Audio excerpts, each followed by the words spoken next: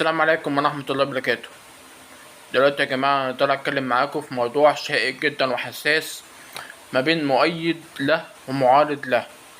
دلوقتي مجلس النواب المصري، البرلمان المصري اقترح من ساعات إنه يتم تغيير مواعيد العمل الرسمية، وتبقى بدل هي من 8 صباحا للثالثة عصرا، يخلوها من 5 صباحا ل12 ظهرا.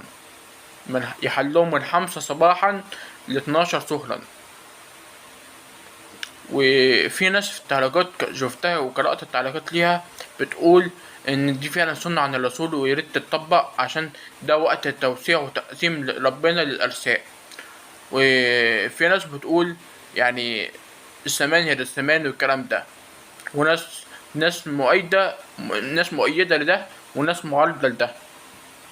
طيب، هل فعلا في حديث عن الرسول بيقول كده؟ احنا دلوقتي هنعرف.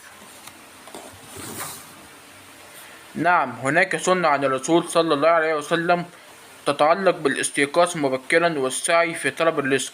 فقد ورد عن النبي صلى الله عليه وسلم انه قال: اللهم بارك لأمتي في بكورها عن الصحيان بدري الفجر، وحث على الاستيقاظ والتبكير في طلب الرزق، عشان ربنا في الوقت ده بيوسع الأرزاق من بداية الفجر لبداية الشروق الشمس. وفي ربنا في الوقت ده بيكون بيوسع الأرزاق، فعشان كده مجلس النواب المصري بيقترح الاقتراح ده. هل انت من وجهة نظرك شايف ان ده انت مؤيد لده، لانك تصحى الصبح 5 صباحا وترجع 12 ظهرا، ولا معارض لده؟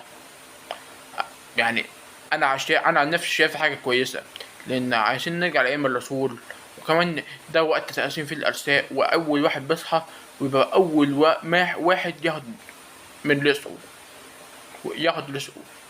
فاتمنى القرار ده، انا عن نفسي اتمنى يتطبق. انت شوف بقى وجهة نظرك ايه في التعليقات، عشان اشوفها في التعليقات، واكتب وجهة نظرك في التعليقات عشان اشوفها. وبس كده، ده كان فيديو اليوم، والسلام عليكم ورحمة الله وبركاته. كان معكم احمد ابراهيم، شكرا.